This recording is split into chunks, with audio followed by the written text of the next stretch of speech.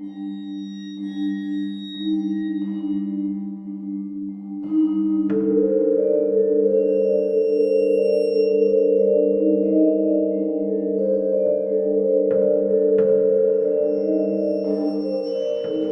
hello, and welcome to Dente, Rigamortis. I'm Review Cultist. I'm Mikey, the E stands for evil. And I'm the gamer in yellow. And we're here to discuss those internet stories, most creepy and most pasta, and be critically silly doing it. Tonight we have, returning, I Dared My Best Friend to End My Life. But this time, parts 5 through 7. So, last when we left off on I Dared My Best Friend to End My Life, Clark was hunting down Xander, and a bunch of weird shit happened, or a bunch of action movie stuff happened. Got a car chase. He realized he was being semi-betrayed by Katie, and Xander, because they didn't want him to be involved in all this, but he's already too deep into it, so he just basically ran off, because he was stubborn and just decided to leave. So, in part 5, he didn't go home that immediately. He went back to the went back to the bar to take some pictures of that. Of the characters that they'd... to do the thing that she told him not to do. Exactly, yeah. Katie told him not to do. Basically, he blundered through that a little bit. Then he got a message, and again, stupidly, answered back, who is this? Because it's that text message is like, where's Xander? And then they replied by sending him a picture of him at that table... on his phone, so he realized that somebody was watching him, and they were going to basically come outside. It'll be easier that way. And he's like, "Fuck that! I'm just going to covertly or casually go to the bathroom." Yeah. Casually wait here for what? 20, 30 minutes? Yeah, 20, 30 minutes before going to... Drinking water. Yeah, drinking water, and then he wound up going to the bathroom.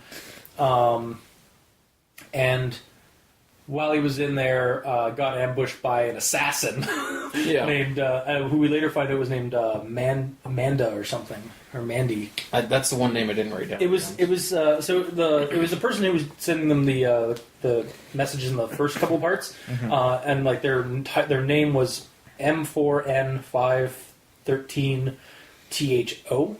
Was the and you do I did actually check because the next person we get. Their name was Sophie. Yeah. Mm-hmm. So it is actually I think it's like Manda something. But anyway, Assassin Manda shows up and threatens to kill him or is going to kill him. They have a little bit of a brawl there, but he's basically stuck on the wrong side of the bathroom. But then Xander goddamn motherfucking Jones kicks it or comes bursting through the door. And tackles her,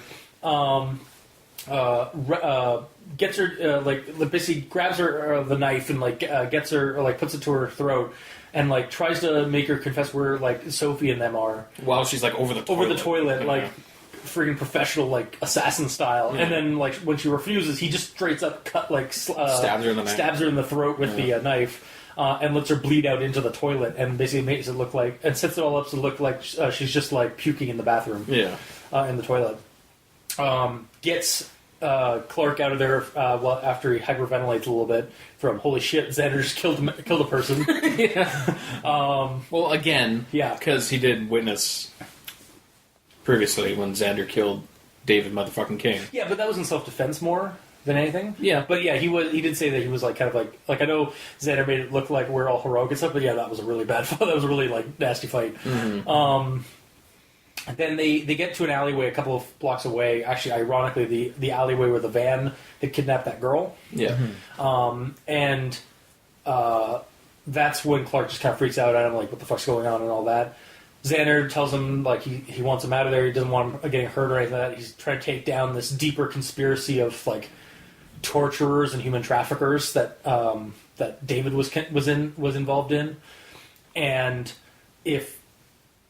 Clark is just no, I want to fucking in, I want to help you and some of that. It's all right, well here, check out David's hard drive, here's the password and all that stuff, and if you still want to join afterward, or let me know, but I think you're going to say no. And he's like, fuck you, I'm going to say yes. And then he goes home, and his mom's still at work, but like left like some casserole or something like that.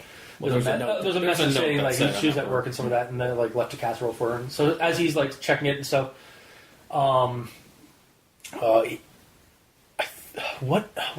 he's checking the hard drive, but then he gets like he's something. Getting text messages from someone else. Yeah, say the Sophie person. Where's Clark? Right? Like. Oh no, that comes a little bit later. Yeah, he gets. No, the first one was I think it just said, "Where's Mom?" Yeah, that's what it was. Yeah. He's like, "What?" And then he like runs to the note because they already had like a preemptive like code system in place. Him and his mom, and so the note said like working late, and the O in work had 0, not an O. Yeah. And so like that was like that she was under duress when she did it. So turns out Sophie and her gang have kidnapped Clark's mom. He's checked the hard drive, gives us a bit of information about it. Kind of just by the end of this part, like he's like, he has no plan. He's just going to turn himself into Sophie and the gang to try and get his mom back. Xander apparently his parents have been taken. And he's planning on doing something, but he's been gone for like a day or so. Mm-hmm. So they're now basically just going to Sophie's, and then that's where we kind of leave off part 5. And he's like, I don't know if we'll get another update after this. We'll find out. And then the next part 6, is actually Sophie has Xander's phone now and Xander's account. And is typing up the truth about David, and some of that, because we did get a little bit of more information from Clark from the hard drive, like basically full like details about like all the main like heavy hitters and bad people, as well as everybody else, because apparently they had information about everybody, and like Sophie and David King were like a thing. Yeah, and so they're both fucked up individuals, just in different ways. Yeah. And so Sophie kind of gives her perspective of the whole thing, and basically it's like this twisted version of like how like everybody is best when they're like under duress and like tortured and stuff like that. Like the best of them come out when that happens. So like after meeting David, they basically created this little family in quotes of psychos. That get rid of their enemies through like the intricate traps and planning that David would do, and they decide to basically start up an organization of like torturers and human traffickers, pretty much. But David was sometimes contradicted the group and stuff like that. Like he was monitoring them and manipulating them as well. But they were all kind of more fucked up than he was. And every time they would just like kill someone, he's like, "What the fuck?" And then he has to get rid of the bodies. Yeah, exactly. He would like figure out how to get rid of the body and stuff like that. And then like Sophie thinks that he was too. He's taking his time too much with Xander. Yeah, he had plans for like years of torture. Yeah. And she was like, "No, just get rid of him. Like you need to focus on our business." On our family, and so it's like fuck you. That's not why I did this. Like, Dave's like fuck you, corporate. I'll do what I want. Exactly, yeah. And then he died, and then but he also killed Jack. Yeah, which apparently was like his son. Well, it was their first like prodigy or creation. Yeah. That they had they brought into their little fold. So she finds it strange that he would have killed him just like that. So she's not doing not torturing or not continuing David's work against Xander and whatnot because she still loves him. Like she hates David still too. Yeah. Like she loves him and hates him kind of thing. It's like we hates him, we loves him kind of thing. Yeah, she's a little insane. But she's not doing it because she for Jack or anything like that. She's just because she hates Xander. She's just doing it to get it done, like basically tie loose ends kind of thing. I think. And then so basically you won't be getting another. Goodbye Reddit. You won't be getting any more of this. I hope it was fun for you. Okay? Yeah.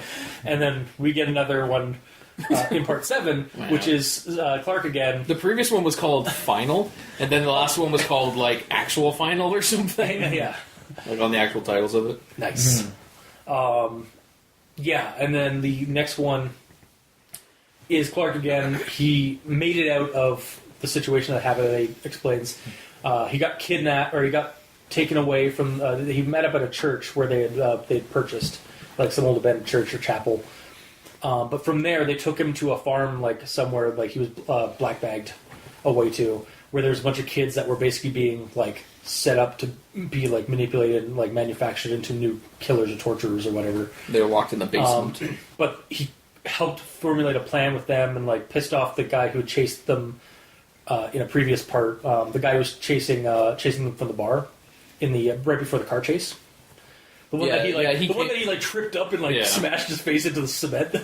Yeah, as soon as not Xander, Clark. As soon as he got into the holding cell with food that they gave him, all the crazies in there like attacked him and took his food. all the tribal kids basically. So they're all like 14, 15-year-old kids. Yeah, and then that Leo guy, which is the guy he tripped, came in and he got pissed at them for taking all the food. So he started pulled out a baton and basically started like beating them one after the other, and they were actually like they'd done this before, so they were basically lining up and nervously following orders. So Clark gets like a plastic bat and he's waiting in the shadows. But he wasn't planning on using it like to actually hurt him. He was using it as a distraction to actually like then deal with him after. Yeah, but he tackles him. He's like, "Help me!" and then he just fucking whacks him in the head, knocks Clark out. But then he wakes up again, and the kids are helping him because they helped him. Mm-hmm. He reveals that because apparently Sophie's been like manipulating the kids, and that she's been all kind and like, I'm one of you. I'm trying to help you as much as I can too. Here's some blankets and some actual. Yeah, she things, seems like she's the nice person. But she's actually like the manipulative queen bitch. Yes.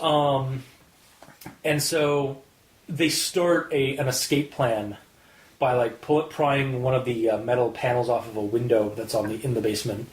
But then somebody comes down to meet them. So he tells the kids to like go back to their corner, like hopefully they won't notice the thing, and then I'm going to stay in front of the door, so I'll just get taken and they'll just leave, and then you guys can hopefully continue like trying to figure out how to get out with that panel. Mm-hmm. And we kind of just leave the kids there, like hopefully they get out, or it's like that's like we need to go, like they're just basically gone, like they're out of the story from there. Yeah, like it was kind of like show what Sophie and her group were up to.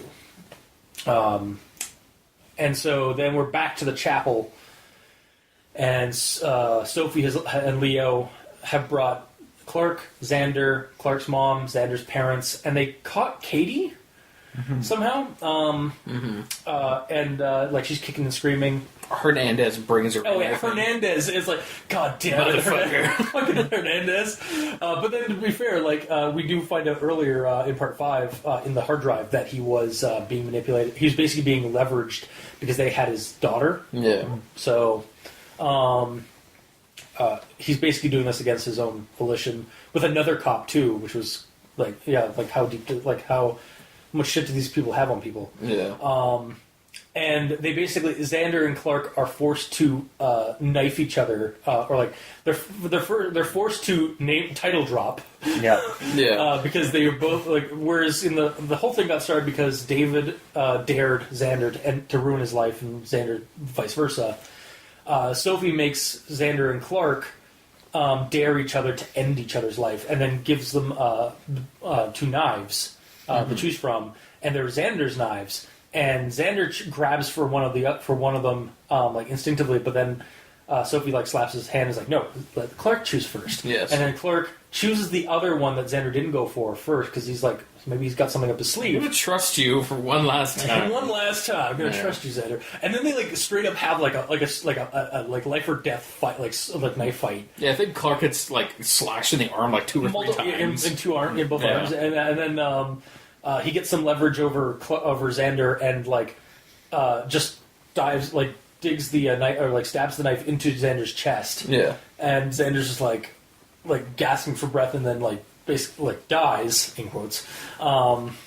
And then Hernandez shoots one of the other people holding the as he gets stabbed. Yeah, and then like that's when like all hell breaks loose. Molotov cocktails come through the windows. Yeah. Xander turns out he's actually alive. He pulls out the knife and it's like an inch thick, where before it was a 4-inch knife. So it's like some kind of like a retracting knife. It's a retractable knife. And I was like, oh, no. So we did have a plan. Good, but Sophie and Leo get basically like killed by Xander and Katie. And they specifically say what Katie does. Like she like tackles Sophie like into the pews, and then I think she just hear her gurgling, and she I think she didn't she have a knife too, or I don't know. It wasn't said though. A fabricated shotgun, maybe. Maybe I don't know. I can't remember. Possibly. Well, I just can't remember what she had. I think She probably had a knife. She probably just either like. I think she took a knife from like the guard or something. Yeah, no, that's what she. They were in a knife fight. So, anyways, the chapel's on fire though now because the candles got pulled over, and Molotov cocktails. but it was more or less the candles that lit up the ragged curtains. Was really what that helped. I think the place was already on fire by that point, though. So then they get outside. Well, turns out Hernandez was actually helping them. Goddamn fucking red herring every fucking time. Yeah. And he's like, this was Xander's plan all along. So, it's like, did you really have to like dig? It's like, I was about to shoot. It's like, oh yeah, well you could have waited. You could have like could have done it like a few seconds earlier. Yeah. God damn it. It's like he's sitting there, like he was sitting there waiting for Xander to get fucking stabbed before he shot him. Yeah, I know. Mm-hmm. So anyways, they escape out and they find there's two girls, like younger girls, like 14, 15, outside. They get into vans, or they get everybody out like safely, and they get into cars because sirens are starting to show up, and they get to some obese man's place, like some friendly obese man's place named Remy. I said Beast Man. no, some very fat and friendly man named Remy, who checks them, but realizes that Xander does need to go to a hospital because of the wound and internal bleeding from being beaten by Leo earlier. Yeah. So he goes to they take him to the hospital, and then everybody else gets treated like for their minor injuries, and then we cut to like the hospital. Xander is basically like he's handcuffed to the bed because he's arrested. He's arrested. Yeah. And we find out there's still like a little bit. This organization still like has some people left, and like they still need to try and find these kids. And so that, however, they're not going to be redditing this story anymore because they realize that their enemies can use it just as much as they can use, as they've been able to use it. Yeah. So they kind of like, this is our life now. We are now vigilantes. We're going to keep fighting. We're going to keep surviving because like, what else do we have, kind of thing. And that's basically where we end the story. Like them thanking Reddit for all the help that they've done for them for enacting this plan, and also reading their nice little cool story. Yeah. And that's basically where the story ends off in. I dared my best friend to end my life. So yeah, that was the story. So again, by Zansan90, Reddit NoSleep. Check it out. That's like the 14-part massive series. Yeah. How many parts was the first one? 8. So it's 15 part. Yeah. It's pretty good. So we'll go into Grammar Nazis, I guess, now, as we like to do. So for part 5, holy shit was all I could say as the woman started to slowly got to her knees and hands. Her hands and knees. Got to her hands and knees. So it's get, not got. I thought it was go. Slowly, I figured it would be go. As the woman started to slowly get to her hands and knees. Or go to her hands? I guess go to your... Yeah, I guess that could work too. Okay. I figured it was just an extra T on the end. Okay, see, I thought it was get more than got. But okay. Well, yeah, the E could be an O as well. Yeah.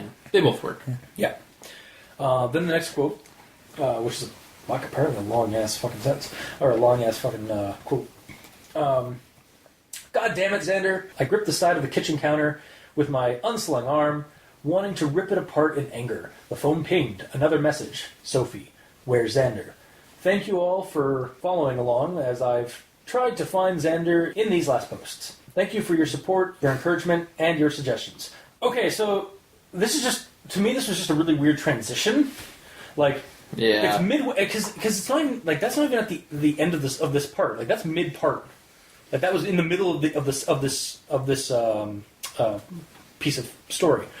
Though it feels like it should either be the start of a new one, because at first it seems to explain this transition and even feels like the end of a part 2, but then goes on much longer explaining more things, like the David hard drive and like what he found on it and some of that, all the information, and how everything's hopeless and goes on. And it seems like something to use at the beginning or the end, not the middle, especially after the zinger of like, because like he finds out his mom's gone and some of that, and then he gets a phone and another message like, "Where's Xander?" Like that would have been a good ending for that part. And then at the beginning, of the next one, it should have been like, thank you all for following, or that should have been like the ending part. I could have even accepted if that was like him just thanking everybody for the post and stuff like that. Yeah, it was really weird. Yeah. I had a note about that too, because it just kind of like, it's such a sudden... Yeah, it's not even a transition, it just stops. Yeah, and like, I honestly thought it was the end of the part, and then I looked, I still have like halfway through this thing, because like the rest of it is just info dump about David and the people that he's dealing with. Yeah. There should have been like some sort of segue in between that. Yeah. Because, it was a really weird, like, moment in the story. It kind of like whips you in the face. Yeah.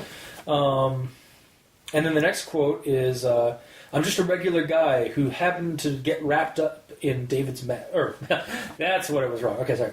I'm just a regular guy who happened to get wrapped up I'm just a regular guy who happened to get wrapped up David King's mess.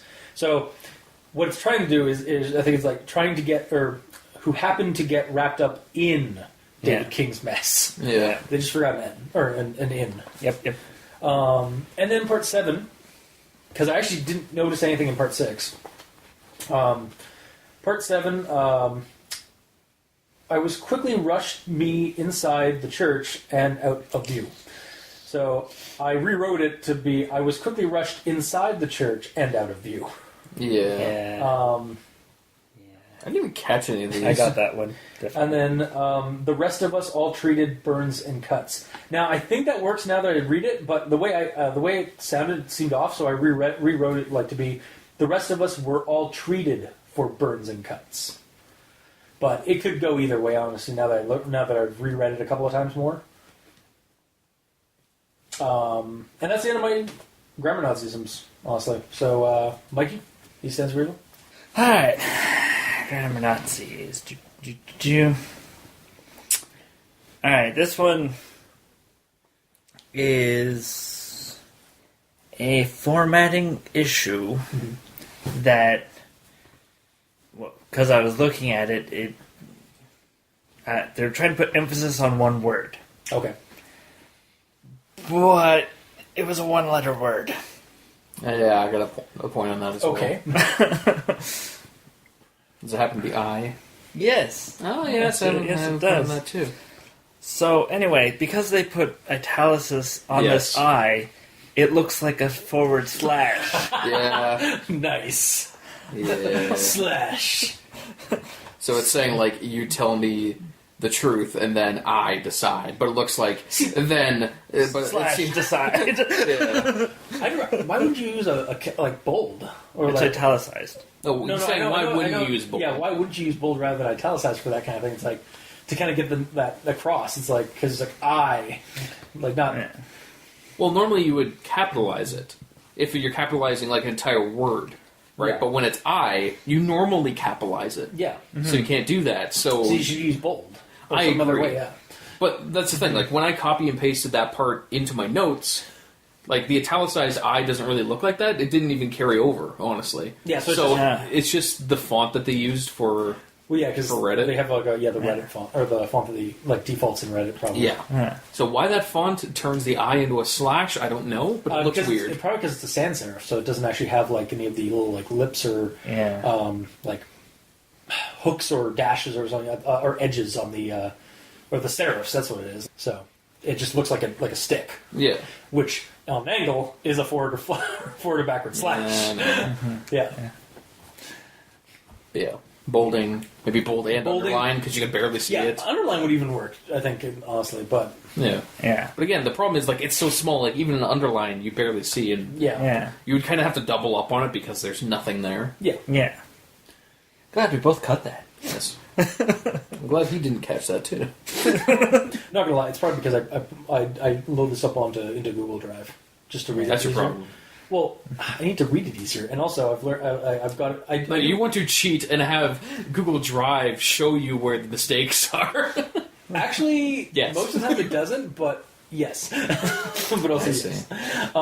Also because it's so much easier to comment on this thing because I can just like leave notes on the side and like actually like highlight a whole quote, and then I know where to grab it from when I make my thoughts or when I like set up my pages for my notes and stuff. Yes. But anyway. And then there's a sentence that begins with "but," when clearly they just could have continued the sentence and not had that period. Okay. So, it's... So get that butt out of there. Exactly. Say what in the butt? I expect that from Gamer in Yellow. Yeah. It's very low of you to do that. Wow. Alright. I mean, seriously. Seriously, I'm being chastised for doing South Park references? I'm super serial. God damn it. Go on. Alright, so do you want me to say the quote or not? Yeah, I mean... Alright. Otherwise, like, yeah, there's a butt here. I'm not going to tell you, audience or author. You have to find it yourself. It's your homework assignment. Find the butt that doesn't belong. Yes. Alright. She loved to see them fight back, hoping that her actions were making them better in the long run, but she wished she could see the fruits of her labors. So, there's a... Oh, yeah. Right. The butt, yes. Yeah, Yes. yeah. So, it basically, it works, but just get rid of that period. Yeah, just read it without the period. It's fine. But would it turn it into an overly long sentence? No. Okay. Because I said so. And I don't want you to be right on anything. Alright. And then, also in part 5, there's a but and an and very close to each other. That are also beginnings of sentences. Jesus Christ. Okay. Nitpick Nook now. Well, no, it's actual grammatical problems. Both of you get into the nitpick Nook. Well, we're already sitting here. That's why you're not over here, because we're in the nitpick nook over Yes, here. clearly. Yeah. I tried to trust Xander. I really did. But I can't rely on him to get my mom out. And with Hernandez under Sophie's oppressive thumb, I can't turn to the police either. Yeah, I feel like that, actually, that and now that I think of, like, hearing that, like, yeah, the and probably could have just been removed, and it's just, like, with Hernandez under, like, like, okay, They're completely unnecessary. I'll accept that. You better He's accept learning. it. To be more tolerant of your nitpicks. Yeah. Alright, so, part 6, we have a sentence that begins with it, and a sentence that begins with so, shortly after. Did you do an it story? No, do not do that story. No. Not for this one. Damn. No, I didn't. There's just too You much. should do an it story of the entire 15-part mega series. Maybe as a special episode. But not now. Oh, okay. That would require you to reread the entire series. Yeah. Yeah. Anyway. Jack killed him through a lengthy struggle. It was sloppy, unfortunately. So sloppy that I called David. So, it was sloppy, unfortunately, is its own sentence. And then so begins the next sentence. Yeah, that could have been one sentence. Like, or, like, could have been, like, made a little bit more. Mm-hmm. Is this... What part's this in? It's part 6. So this is in the part where it's being typed out by a mad woman. Yes. Yes. So could that be excusable for grammar? No. Honestly, well, I mean... She is no, really apparently insane. not, but, Like, even when Clark's typing I this think shit... that's one of the reasons, like, when I was reading part 6, I was like, yeah, I don't really, like... She's a mad woman. Like, Yeah. I don't like to use that as an excuse. Yeah. But I was using it as an excuse when I was reading it and like not doing it, other than just taking notes. Is like, all right, this is kind of creepy, like because how casual like she is about like torture and shit. Because it's her normal day. Yeah, exactly. Well, like, even with Clark, I kind of excuse the grammar a bit because he is T-Rexing with the one arm, right? So. Yeah. But you can use a cell phone one-handed. And it is a Galaxy Also, S4. apparently, we find out in part 7. Apparently, she was like typing it like while they were like all this weird, all the crazy shit was happening. Yeah, while everyone was being brought in. Yeah. Yeah. Alright. And then, I think I have a little bit of a run-on sentence here. Okay. He helped clean it up and dispose of the body, but he was very angry and shouted incessantly at me for the mistake I'd made. I can read it all in one thing, but they used 2 joining words. Those bastards. Yeah. You're not supposed to use what? Okay. Well, she's psycho. Yeah. So it's excusable. And then there's another sentence that begins with but. But she's psycho. But he knew I was right, And even psycho. if he didn't admit it. So how would you then retool that sentence? You just remove the but. It would work without it. Well, That's it. Well, it would start with it at that point. Yeah. well, Then you remove the but and it. Then it would just be No. he. it'd just be he. Yeah. It'd be like He knew I was this. right. Like maybe like he knew I was right though. Like Yeah. Yeah. Okay, that's how He that's knew right. he was right, even if he didn't admit it. That works fine. Yeah. All right. A lot of the time, it's just words that don't need to be there. Yeah. But again, Yeah. she's like Literally, but again. psycho. So she's not doing this like she's not like a good like as good a storyteller as Clark and Xander, where they actually like. She actually says she's better than Clark. Yeah, but is. she's also a little. Her perception's a little skewed. Yeah. She's also bringing together like this huge climactic battle, so she's probably like, "Yay!" Yeah, she's like super ecstatic Oh, yeah, about it. totally. Like, 'cause it's how she gets her thrills. Yeah. It's like, man, this is so illegal. So, this is a 2 sort of section thing. So, they grabbed me roughly, and I let them set handcuffs behind my back. Okay, so this is in part 7, after he's done the whole my hands are in the air Yeah. thing. And then it goes in to say, they frisked me, taking David's hard drive from my hands. So he's like, somebody like was He was holding Yeah, it. he was holding it up basically. It's like walking towards him. It's like, okay, It's just a hard drive. It's not a grenade. Yep. Oh no! Yeah. I mean, given the series, I wouldn't have like even like phased me at all. Just like, Yeah. okay. He hollowed it out, put C4 in it, and he had a detonator in the other hand. Smile, you son of a bitch. Here's your data. Turns around quickly. He's like, yeah. Yeah. The sunglasses descend from the heavens and all that. And yeah. So, also back to that first sentence. You shouldn't be starting sentences with so. Yeah. What are you doing? Man, So it made me come over there. you guys are right next to each other. Don't ruin the magic. We already established in this episode that you guys are in a little nook. Called the Nitpick Nook. You don't know how big it is. Yeah. Yeah, I am. I'm staring right at it. See, I can take swings at him. I can't even reach him. Anyway. Yes. So, You did it again. It's here. Now you're just gonna piss me off. Mike, It's dialogue. It's a dialogue. It's not written. Well, all of this is in dialogue, technically. I mean, you're right. Are you having fun, audience? Because I'm not. Oh, I'm having a blast. I'm sure. alright. So, Yes. Back to that sentence. They grabbed me roughly, and I let them set handcuffs behind my back. Yes. They're not actually putting in him handcuffs. They're just, here's some Setting- handcuffs. I'll set them behind you. Oh my god. Yeah, this is why you're in that nook. yeah.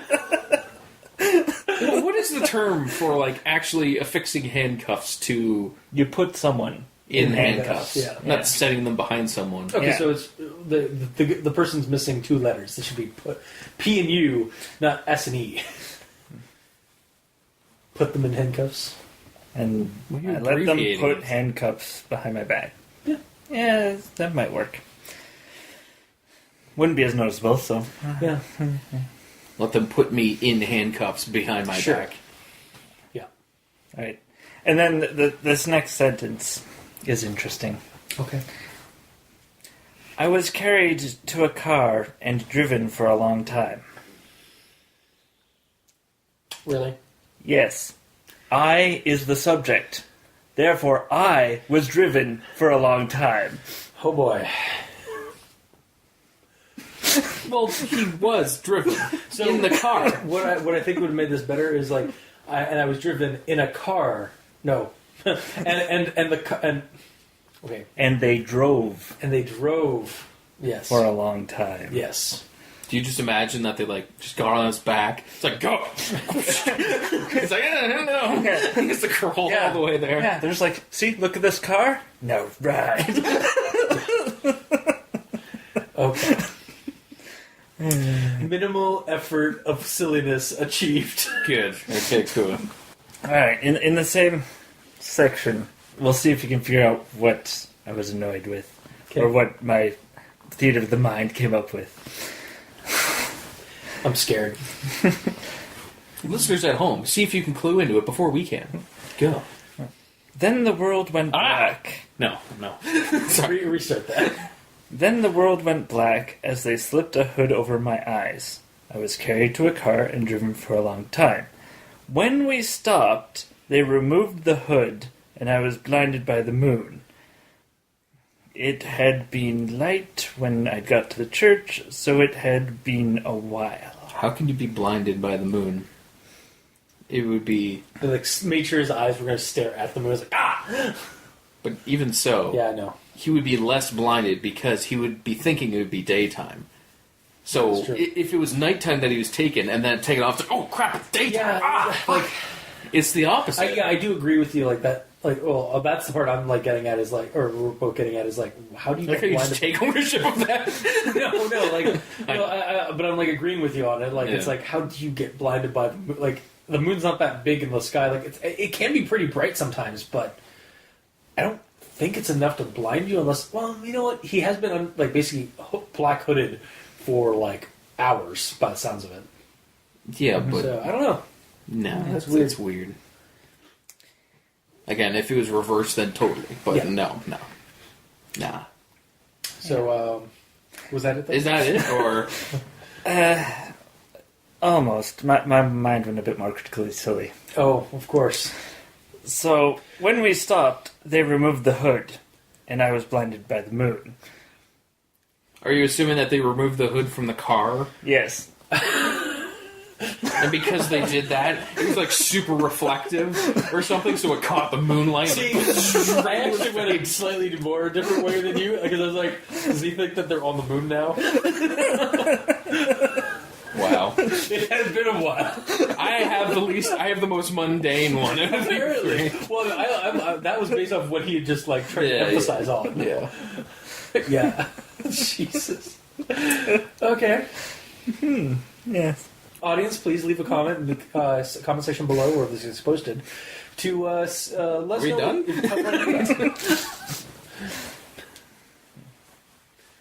Alright.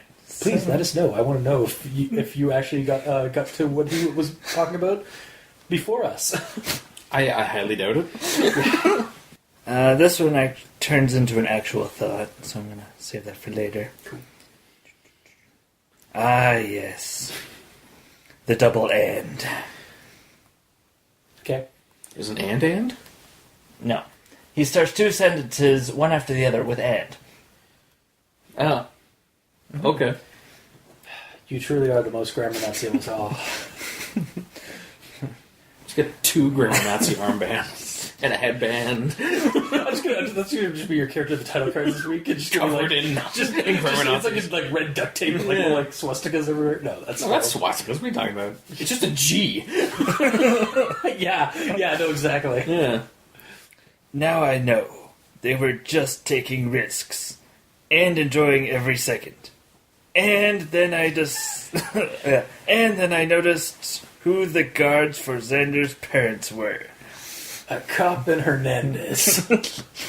Yes. Alright, so that's my grammar Nazis until we get to actual thoughts. Okay. Well then. Alright, so moving on to actual thoughts. Am I not here? Sorry. I know I'm in the shadowy nook of Nitpick Corner. It's called the Nitpick Nook, not the Nitpick Corner. I'm in the corner of the nook, though. Yes. Alright, sorry. That was an announcement. Oh, really? Okay. No, I have one, actually.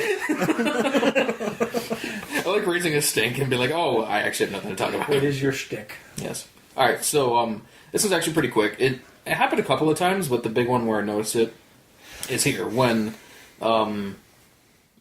it's in part 5, when Clark and Xander were talking in...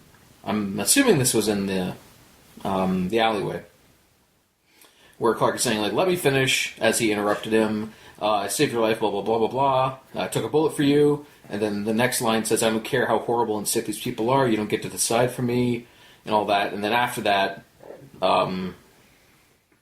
Xander chimes in saying, what David did is child's play compared to them, Clark. So my problem with that is, the 2 lines before that were separated, and up to that point, every time that the quote stopped and it hit, like, there's a space and entered to the next one, to another quote, that would mean that another person is talking. Yeah. So I immediately started reading that, thinking that Xander was responding with that, and I had to read halfway to go, oh, wait, no, Clark is still talking. So even though that would make that a lot of words, he was monologuing, so it should have been all together as one. Yeah. All right. So it's essentially either, like, keep it together, like keep the same format the whole time, or at the start of everything say, like, who's talking, so you don't get mixed up. Gotcha. All right. And all the other things we already talked about, so. Cool. All right, so we'll move on to actual thoughts. Yes. I'm going to start with part 5. So I would hope so. If you started with 7, it'd be weird. And if you went backwards. Yep. Or if you, like, went 7, 5, Anyway. and 6. So that man to text, where's Xander? I got irritated. Bunch of jumbled numbers and letters. Who is this? And this week on Clark Makes Mistakes. Yeah. A couple of my notes. Yeah, a couple of my notes are going to be basically just like me reacting / joking or like cracking jokes about certain things that happen in the story. So, yeah, just like. I mean, if he didn't make mistakes, there'd be no plot. Yeah. And yeah, exactly. Like it wouldn't continue. Conflict makes plot, basically. Yeah. So next one is I pointed it at the wall and looked. Well, I pointed at the wall and looked and took a series of photos, hoping I'd be able to zoom in later and see every image clearly. Zoom in, enhance, zoom. Enhance. Poorly lit bar. Probably, I'd assume it's probably going to be a poorly lit bar. Yeah. Or not very low light. And even good cameras, especially even a Samsung Galaxy S9 or something S4. like that? S4? Here's the thing. My phone is an iPhone 7. 6. My phone is an iPhone. my phone is an iPhone 6, and its camera is fuzzy with low light. So did you restart that because you're going to edit that out? Yes. Don't. Yeah. That's the thing with cell phone cameras. Like, they don't have any optical zoom. They it's have digital. Yeah. So it's just going to get grainier and grainier as you... Especially with low light. So it's just like, yes, I'll just zoom in and enhance. Like, I'll clearly be able to see, like... I just imagine I'll be able to make out that the person has eyes, a nose, and a mouth. Maybe the color of their hair. Yeah. I imagine that he just pulled out a lens. He's like... on the front of his on his phone. Clearly. Yeah, totally. That's it. Yep. And continuing with that, I zoomed in close and found the image that the bartender had shown us earlier. The faces were clear and recognizable in the picture. So he wasn't even just taking a picture of that singular image. He was taking a picture of the wall and then zooming into to the image. He has a 3,000 megapixel camera. Clearly, what's wrong with you? Attached to his phone. No, it's part of his phone. Yes. So the faces were clear and recognizable in the picture for narrative convenience. Yeah. Yeah. I mean, there's a lot of other ways he could have done that. Yeah. Like, if he's just, like, holding his phone, faking like he's texting as he's going up to order, like, at the bar, and he's just kind of like, get me a click, click, click, click. It's like, ching, ching, ching. It's taking pictures as he's not even really looking at it. But, yeah. Then again, this is Clark. He's not that smart. Yeah, Clark Click, is... click, I'll order a water. Click, click. It's just like he's texting. He's like, I'll have a water. Just like, it's possible. So it's going to be even, like, blurry from, like, him moving, like jerkily, like, moving. Just like, I'll get a water. Click, click, click, click, click, click. Because, like, you have to keep those things pretty steady at the best to get the best photos. But yeah, just the fact that he took a photo of the wall itself and then zoomed in and enhanced to that photo. Yeah. Goddamn. Far-fetched, but Yeah. what did he even get for information out of that? What purpose? He can recognize the people's faces now. Except he doesn't. He didn't really know who Mando was, so. It really was no purpose. Yeah, it served no purpose other than him getting caught by the assassin and then Xander saving him. Like, the rest of the story would have happened exactly the same way if he took a picture and was like, oh shit, right, digital zoom. Whoops. Yeah, basically. Mm-hmm. So, next one is David fucking King's face. David fucking King's face stared at me from the wall. My heart exploded in my chest. And died. Sorry. So this is Xander typing this. Sorry, I forgot to say that. Yeah. Sorry, so it was like, as soon as I just got like a chuckle as soon as I read that part, just because that thought is like, my heart exploded in my chest, and you died. Yeah. And then like right after that, it's like, just a picture. David King is dead, or is he? Dun dun. Yeah, probably. And certainly, we find out, there is no cloning theory.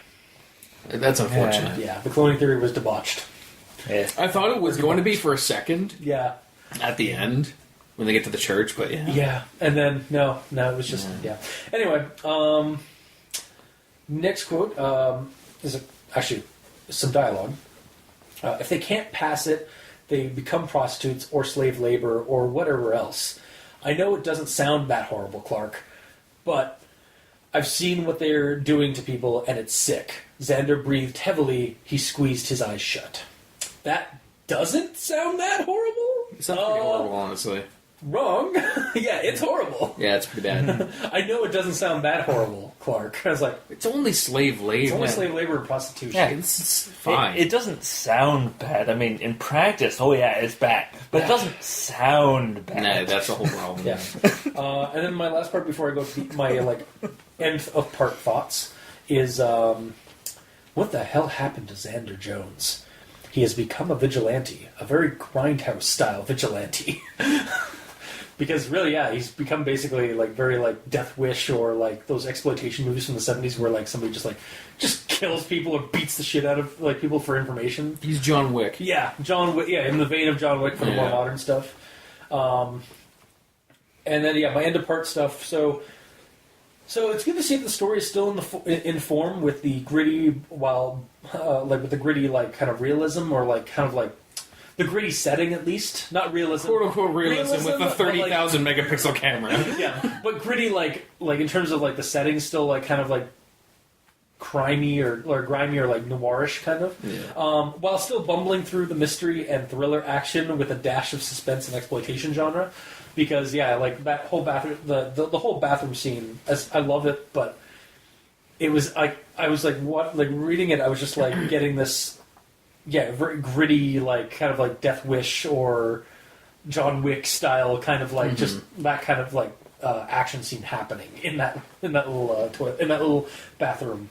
Would you say the whole Clark situation with him going around this? It's almost like Shaggy from Scooby Doo in in John Wick, or in Sin City kind of deal. It's all super dark, but he's still he's still a bumbling idiot. No, it's like a slightly buff Shaggy. Yeah. In John Wick, and John Wick, Scooby Doo was his dog that he killed. Yeah, totally.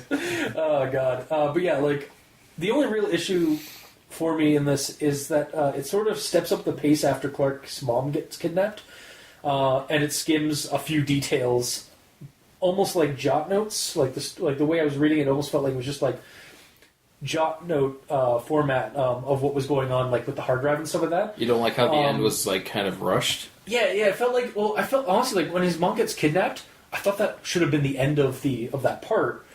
I feel like it should have been that should have ended there, and then the hard drive stuff should have been part 6, and then part 7 should have been Sophie's thing, and then part 8 would have been the last thing to kind of again fill just to get, because you could have gotten a full and then with Sophie's thing. I do actually have a problem with part 6 in that it basically recaps what we learned in part 5 from the hard drive a little bit. It's a little too much of the same stuff. Yeah, it is from a slightly different perspective, but not enough. Like the information still kind of comes off like it's basically just being repeated.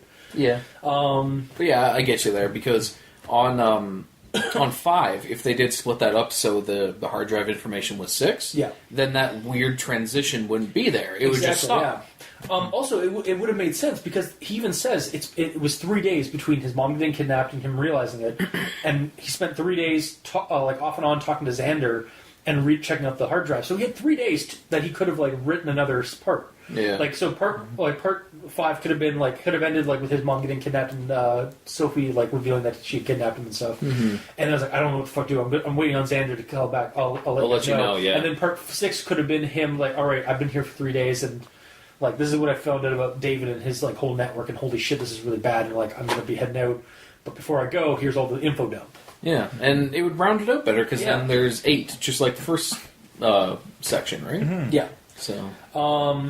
And then, like I said, and also we could have gotten some more information about his Jackson's connection, which Jackson was legit. Like we find out that Jackson was in on all this. Yeah. And apparently, like he just skims like it's like one sentence. Yeah, it beats the shit out of him and breaks a couple of fingers. He beats a couple of fingers. Doesn't kill. He planned on not. He was never going to kill him, but he told him he was going to. And got the information from Jackson, but it's like over like a sentence. Like you could have fleshed that out a lot more. Like I would have liked to see how you find Jackson and how, and like so he was living in the same place you guys were living before. So like you could have gotten in and like got that whole interrogation, that confrontation would have been cool. Like we could have got why Jackson did it, kind of stuff. Yeah, because right now Jackson is just kind of a faceless character. Yeah, he's just. Even though he's quote unquote integral to the plot now. Yeah, because he was probably he's the insider. It would have been revealed that was why it would have cleared up some issues we had with the first one, where like that's why he was. That's how his computer was getting messed with. Yeah, Jackson was there. Yeah, but we don't get that. So kind of wasted opportunity. That's like my one big irk about this entire series is that it was a missed opportunity between part 5 and part 6. Mm-hmm. Mm-hmm. So that said, again, I love the bathroom scene because it felt like a kind of like something straight out of a gritty crime thriller or exploitation film, a la John Wick or what have you. I loved it. The dark web isn't mentioned. Are you happy about that, or were you expecting it? I was surprised. I thought for sure it was going to get name dropped during the huge amount of information, like that they knew everything kind of thing. But no, it just turned out that like David is just a master of like spying, spy tech and stuff. Or no, he was. It's not that it's all spy tech. He was literally asking the cops for information because he had him blackmailed. Yeah, sorry, not spy tech, but that. It's there's a word actually for spy know-how or like spy knowledge or spy skills, but whatever. That kind of thing. Yeah, it was basically like leaking information of like his dubious operations. Ones that wouldn't be like connected to anybody else and weren't really that critical, in exchange for like access to data and stuff like that, which was like spycraft. That's what it's called. What I'm talking about. Spycraft is actually a term for like that kind of stuff. Okay. Like information gathering and whatnot. And again, we do get this like creepy, gritty human trafficking and torture plot prediction. So that, I was happy that was predicted properly. And it's interesting how like merciless Xander has become. Like the dark part of becoming a vigilante was kind of addressed with like him just knifing that girl, saying that like he wouldn't have killed her like because he knew the information prior, so he was letting her live. But that's still kind of a heartless thing to do. Like he knew the information, it was letting her like get off easy. But then it turned out she was a psycho. So psychos die.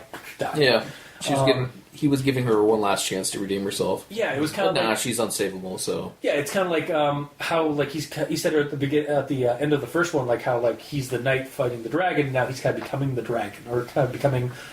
He's fighting monsters and becoming one himself. Like he's essentially Batman, but not an idiot. Yeah. Because he's not going to just put these people behind bars so they can break it. Yeah, but at the same time, like, that's also the thing, like, at the end of the day, like, once Batman's, like, if Batman was to kill him some of that, he'd basically have to like off himself because he's become no better than the bad people.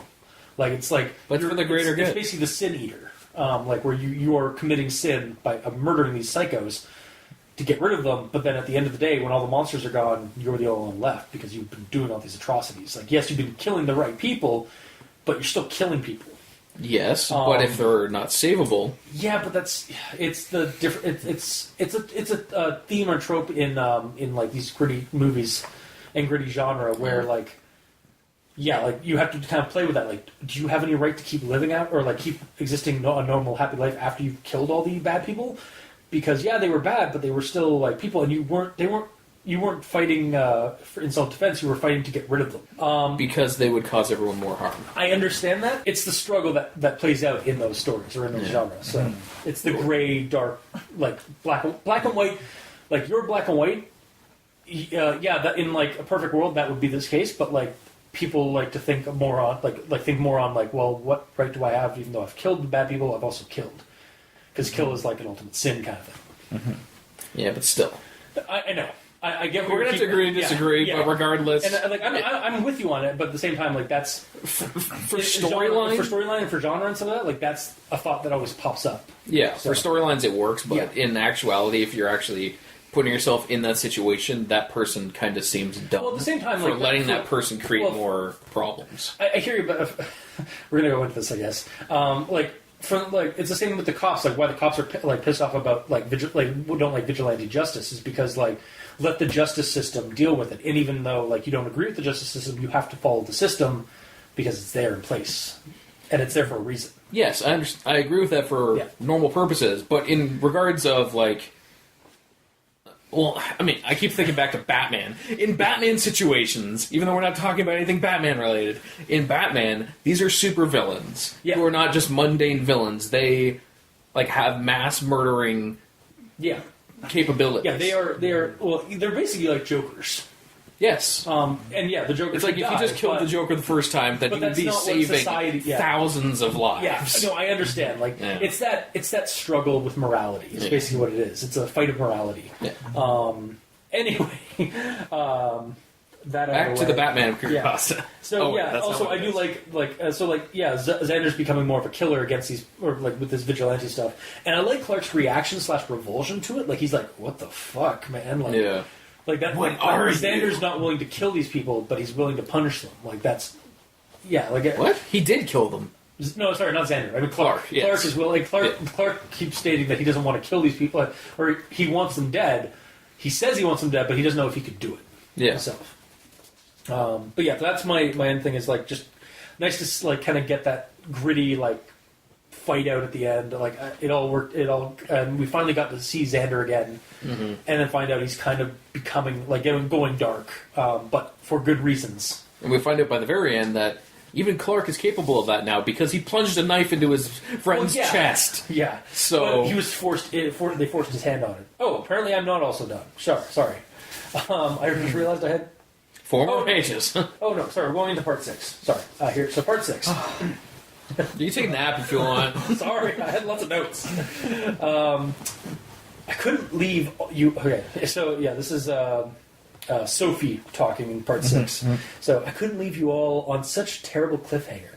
Clark lacks the suspense in his writing that Xander was able to leverage. His cliffhangers are lackluster. Allow me to intervene.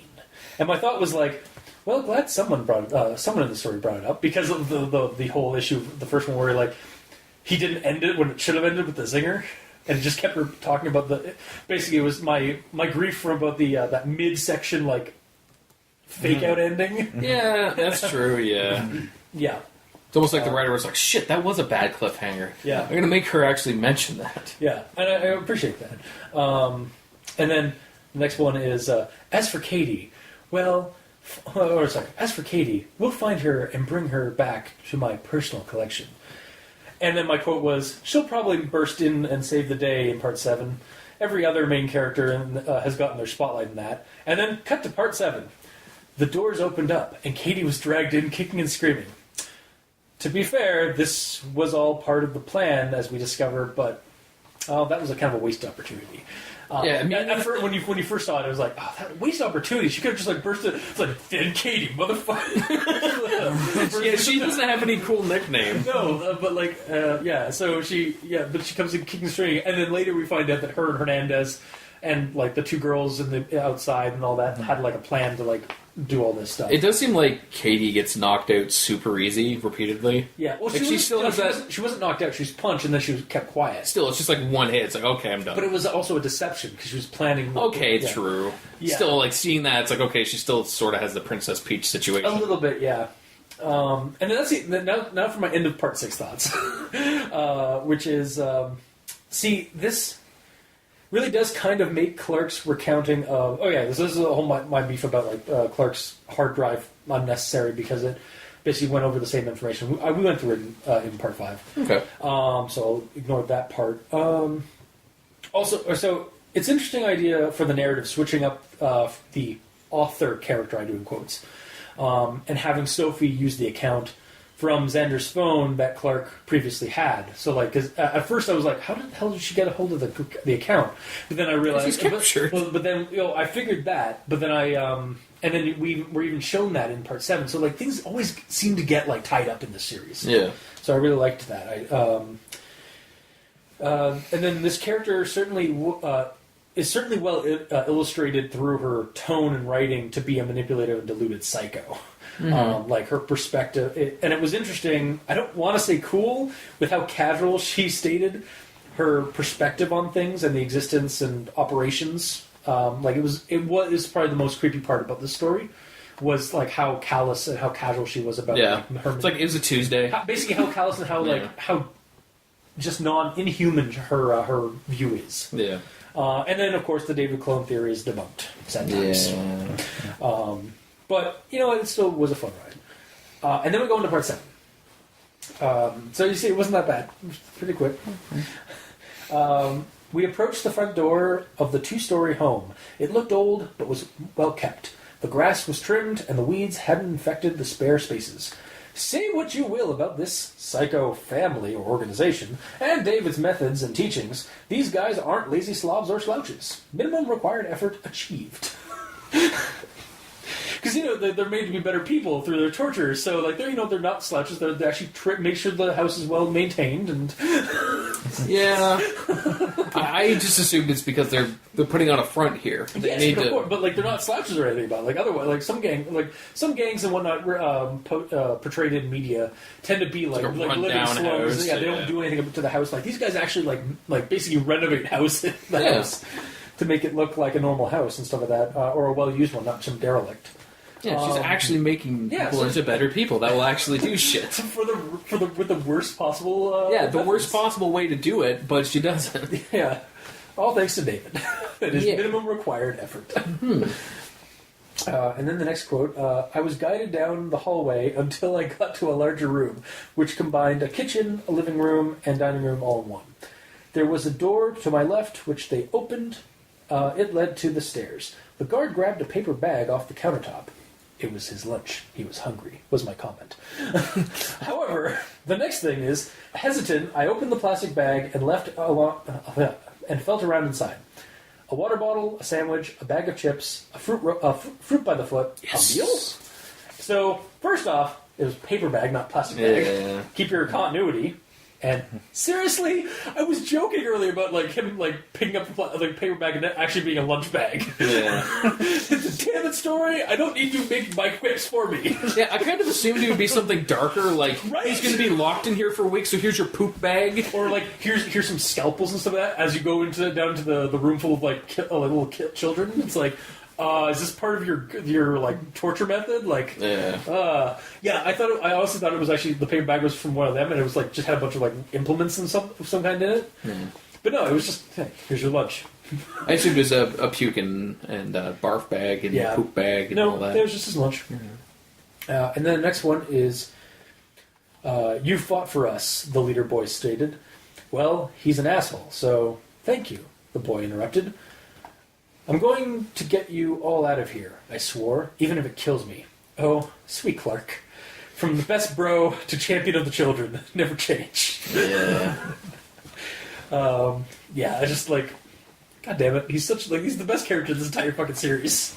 Yeah. The moral, he's the most moral man. The most moral individual in this entire series. Yeah. And then we get to the title drop. "I dared you to end my life," Xander said, holding my gaze. Title drop. Kind of. I guess we now know why it's called that, even though the title was in place prior to this part of the story. In terms of the timeline. Yeah. It was. Yeah. That was my issue with it. It's title drop. Why was it called this prior, though? unless because we're up to part 5. We're in at the end of part 5. We're in the present. Mm-hmm. So yeah. Aww, why? Why'd you bring that up? Because it's a plot hole. I know, but it ruined it now. It's fine. It's shrugged. It's fine. It's fine. It just it breaks a little bit of the immersion, but otherwise it was a fun ride. It's fine. So I guess the first 3 parts, the first 2 parts of this should have been just looking for Xander, or something like that, or just a continuation of the previous one, and then the last one is they switch it to End My Life. Yeah. And maybe, who knows? Maybe they didn't actually call it that at the first part, the first bit. Maybe they changed the title of it. Yeah, maybe later on. But anyway, so what? I'm gonna guess they wrote themselves into a corner. It's like, how do I put the title into it? Well, no, because it seemed like this was planned from the get go. And I like that escalation. It's it was so cinematic. That whole sequence is so well done. I loved it. But it makes no goddamn sense. If it was fully planned out from the get-go, then this entire thing should be written in the past. Yeah, exactly. From the future. No, past. I hear what you're saying. But the fact that they up to at part 5, we're now in the present, so then Sophie's talking, and then in part 7, Xander's back, and so it's just it's a plot hole, but it's one I'm willing to forgo because the rest of the story was so fun. And also thinking about Sophie actually typed in the normal title and did the proper parting. Yeah. And then we're going to the next quote, which is, Sophie had grabbed Xander's knife from the stage and was swinging it around her as a threat. Why she didn't have a gun was beyond me. Well, I mean, crazy thrill seeker seems to check out. Yeah. She's all about the higher stakes, higher reward kind of thing. And that's higher stakes using a knife compared to a gun. Yeah. So yeah, that makes sense. And then the next one is, I saw a movement in the aisle. Xander goddamn motherfucking Jones slowly raised his hand up and yanked the knife from his chest. Zombie Xander! Yeah. I was like, yes! General! And then, no, it turned out he was just, okay. Yeah. I was just about to combine Zombie and Xander, but then I realized that comes out as Xander. Yes. And then the next, I think a line or two away is, the blade had shrunk to be the blade had shrunk to be only an inch long, but he still clutched it as he got to his. I think that might be a typo. The blade had shrunk to only a few. The blade had shrunk to only. The blade had shrunk to be only an inch long, but he still clutched it as he got to his feet and stumbled toward the stage. Okay, so I think there might I did. There's a sentence between the zombie Xander thing and this part. So I think that essentially he pulls it out. The wound, I think he's still holding on to or something. He's clutching the knife. Maybe, yeah, that could be it. But yeah, yeah, exactly. My comment though was oh, okay. Also, retractable blade, clever Xander. Also, maybe you should next time not have the blade, or maybe have the blade retract all the way next time, not to an inch into your. Well, because it's survivable. Well, yeah, that's the thing. If there was no blood, then they wouldn't believe that he was actually stabbed. Yeah. And then my next quote after Xander surviving that, which I thought he was. I honestly thought he was dead. I was like, wow, did we actually just kill off Xander? Yep. And then next quote after the fire scene and some of that. First, the girls took us to someone's home. That someone was a very obese but friendly man named Remy. Wait, who? Remy! You don't remember him from the previous episodes? What? He wasn't in the right? Totally was. He was in 5 of them. The girls do get explained, but Remy doesn't. No. So I guess maybe out of all out of all the tied up loose ends, which most of them are, this one's a little frayed. He's just kind of he's just a another contact that they had to help. I kind of wish they'd explained that he was a street doctor of some kind. Yeah, because it sounded like that was what he was going to be, but then they're like, no, he needs to go to a national hospital. Yeah, it just never really gets all they had to say is just he is a street doctor we use when we can't actually go to the hospital because the things we're doing. Bam, done. Yeah, exactly. But it doesn't really explain it. So yeah. That was the one loose end that doesn't really get tied up that confused me at the very end. Yeah. And then we have basically the last couple of notes here. So next quote is, "We have to hide we have to hide the two girls, hide our families, hide both of you, and then it's back to hunting for me," Xander said, like a heroic asshat. "Bullshit," Katie said. "I'm helping." And my quote is, "No, it's bullshit. You're arrested." You're not hunting after this. You're arrested. Oh yeah, he forgets that he's like handcuffed. I guess it's like it's supposed to be like assumed that like Hernandez helps him escape being imprisoned or something like that. Because then we end off in the final bit is like, "Thank you all for your support and encouragement. We don't plan to use Reddit anymore. Our enemies are far too accustomed to it now. It is no longer an advantage; it is a liability. Forgive us for not keeping you updated. We will keep fighting. We will keep hunting. We will save them. Because that's what we do now." I like it's signed by all three of them at the end, too. Yeah, exactly. And then, for me, and partially a question to you guys, anyone else hear, like, synth music or, like, the end theme playing, like, when Sarah Connor is monologuing at the end of Terminator? Yeah. Like the Coming Storm, like, da-da-da-da-da, like, reading this story, I just kept getting music beats in my head like it was a damn film, and I loved it. It is a film. Like this is a movie. It plays out like a fucking a gritty action thriller or like seedy like crime noir kind of thing in spots, and then like it's just like the You didn't see the credits start rolling after that? Yeah, no, exactly, right? Yeah. Like in my theater of mind, that's what I saw, and then like. I just said one guy's name a whole bunch of times. Xander. That's this person. Xander. This person. Mark Ulysses. Oh, is that the guy's name? Yeah. That's it. Yeah, it's like Xander. Oh, yeah, I never mentioned it. Yeah, also, I love how everybody has like a fucking, Xander motherfucking Clark. I think it's like Clark something Ulysses at the end of Clark doesn't have a quote. At the end of the last one when he bursts through the door. I think he gets a cool little like swear name, like swear name tag. I think I would. Not in this story, but in the last story, like when he bursts through the office room when I don't know when I don't remember if he did. And then again David fucking King and Xander goddamn motherfucking Jones. Yeah, and Sophie Queen bitch. Yeah, Ettrickson. Ettrickson. Yeah. The only one that I wish I got one was like either Hernandez or like goddamn Supreme douchebag Hernandez. Motherfucking red herring Hernandez. Yeah. Or Katie badass as fuck. Whatever her last name is, because we never actually get one. No, it's Katie. Mm-hmm. But yeah. We'll do this Mara Brothers style. Her last name is also Katie. No. Last name is T. It's all just initials. So Katie. Oh, so her name is K. Yeah. Okay. Is it just like the letter K, and her last name is the letter T? Yeah. Gotcha. I see. So then I had my... Cool. Maybe. No. There's a TEA. TEE. I don't know. It's TEA with an H on the end, maybe. It could be like D, then TEAH, because the D is silent or something. So anyway... we can continue. Yeah. Sure. End of part 7, I feel is pretty much just my final thoughts on the whole story. So I'll hold them off until you guys finish up your stuff. Of course. So, Mikey, your thoughts on the story. Alright. So, part 5. Sophie got away with the murder by sneaking pieces of her father's body out of the house in her backpack that night. Oh, right, because when she was a kid, she murdered her father. Right, that's from the hard drive. One by one. No, this is from her saying it. That in part 5. It's actually in the... that is 5, yeah. One by one, she hid the pieces far away and the body was never found. Her mother was devastated, but the police never found out what happened to him. And my thoughts are, blood.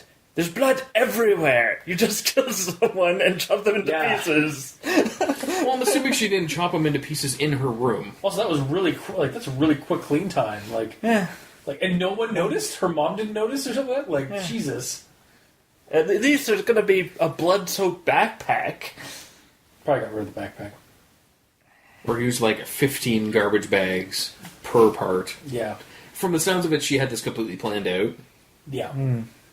Well, no, because apparently, because she was. This is also the moment where she kind of snapped because her dad tried to molest her. Yeah. No, it sounded like this happened previously, a bunch of times, and then on her 16th birthday, she kills him. Okay, I thought. Okay, I don't think it was a one-time that might thing. be the case. Like, the way I had read it, it sounded like it all happened over the course of one night, but No. I could be wrong. It sounded like it happened for years, and then she's like, "Okay, I'm just going to kill him on my 16th birthday." Yeah. So was that your thing? Was it? It was like how Dexter of her? Yeah. Yeah. It's just Apparently not her explained at all. Apparently her room's floor is just enamel tiling, so it was easy to clean up. Yeah. It's a little bit of bleach, and that's it. Alright. All right. And then onwards to part 7.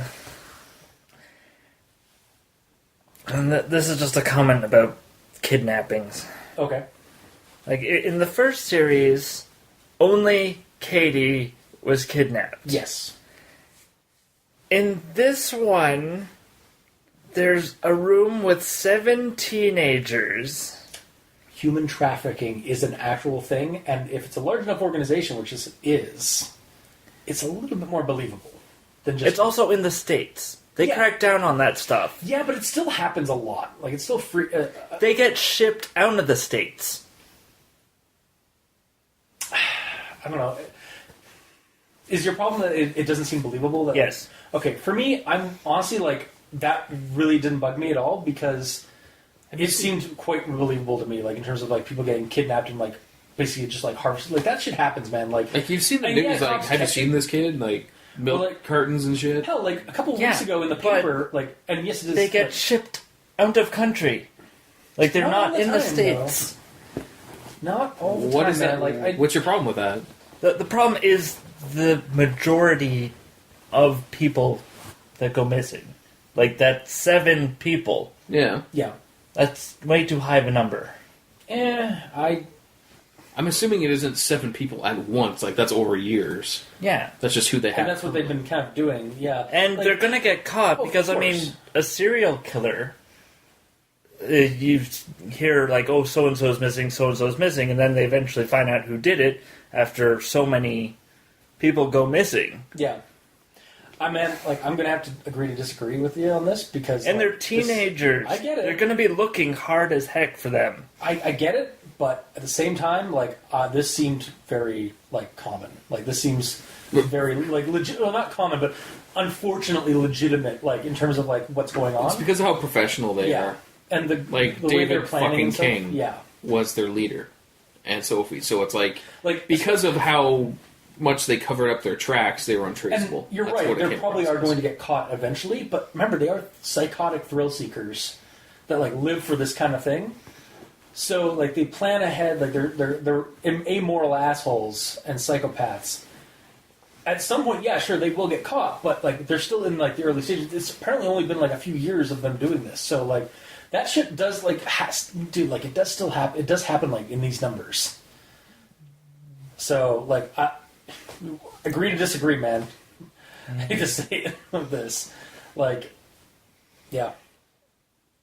And I mean, it isn't in the States, but a couple of weeks ago in the paper, we had they cracked down on a human trafficking in the just a couple of counties away from the border in our province. So they cracked down on a huge human trafficking ring.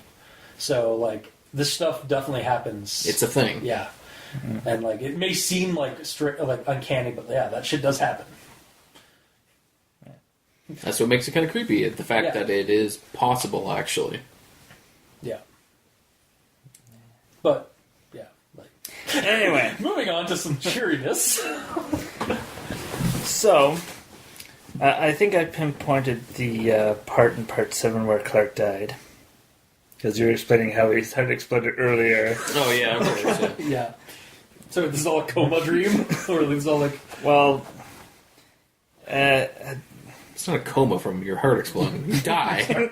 he's It's more like he's in limbo or something Yeah. and he's dreaming this up. this is hell. Yeah. but I started lifting my head. They placed a pillow under me, a blanket covered my body, my head suddenly split open, and I laid back grimacing. He died again. Yeah. First his heart, then his head. Yeah, it does say it suddenly split open. Yeah, It's I like, mean, like, this is nice, and all of a sudden... And I mean, like you can kind of infer that was just like his head splitting, like headache kind of thing. Yeah. But yeah, no, I too also read that. I was like, I'm sorry, what? His head just... It's like a chest burster. just like popped out. No, it's like a chest burster, just in his skull. Yeah, It's exactly. oh, God! Yeah. So yeah, he died again. Yep. Clark just keeps respawning. Is really what it is. So funny. So you're saying he died in the first story as well when he got shot? He actually died and exactly, just respawned? exactly, yeah. It's actually movie logic, really. Like, the hero just keeps coming... Like, the side character who just keeps coming back after it looks like he died. Yeah. So he's Johnson. Yeah. Or Kenny. Yeah. From South Park. Yep. So... Yes. And then other thoughts is, what if... Other thoughts are, actually. Yes. Yeah, you did put an S at the end of that. Wow. Man, you were just... Get out of the nook. Yeah. You were This is my nook I now. mean, they just stripped your red bands away. Anyway, You were relieved of duty, sir. Yeah. what if Part 7 is also written by Sophie? But it's just there to throw you off the trail. It's like, oh yeah, it's all done. I'm no longer here. Stop following me. Oh, yeah. I mean... It does was say at the pretty start, like, extravagant. I'm Xander. I'm putting enough proof to tell you that I am Xander. I am totally Xander. It is pretty... Or, sorry, Clark, rather. It is pretty cinematic, like more so than I think anything else in this story has been so far. Like, there's been some really nice scenes, like a car chase, a bar brawl, a bar bathroom brawl,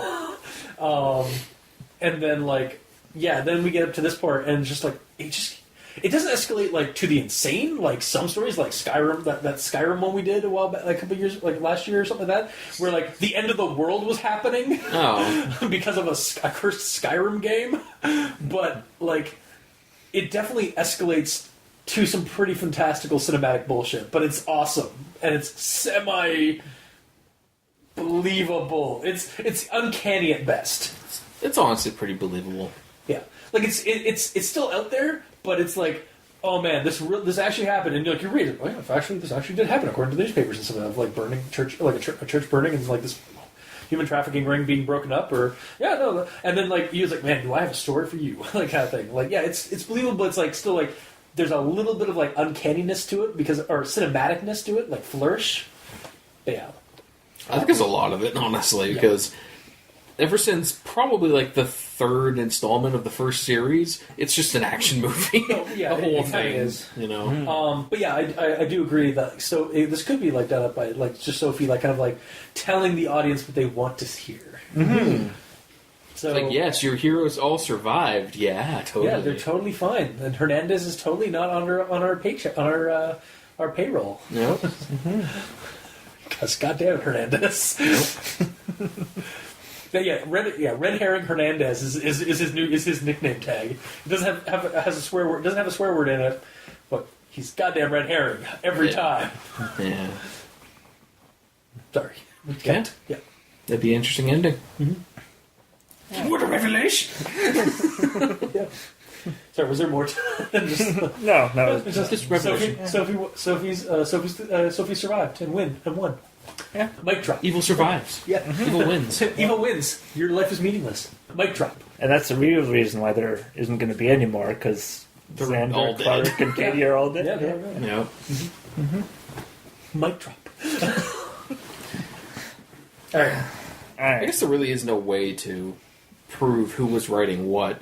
Like, for all we know, she could have been writing up this entire series. In context to the actual thing, it's one person, I assume. Although, like, I would also be very interested to hear if, like, turned out Zansen was actually done by, like some of them, like, to make it seem like it was a different person, actually had somebody different write the next part, or like. But yeah, I think realistic, like in the real world, like out of character, out of the story, I'm pretty sure it's just one author writing all this stuff. I mean, yeah. But in context to the actual story, Yeah, honestly, the whole thing could be fabricated by somebody else. But I think we have to take it at what it is now.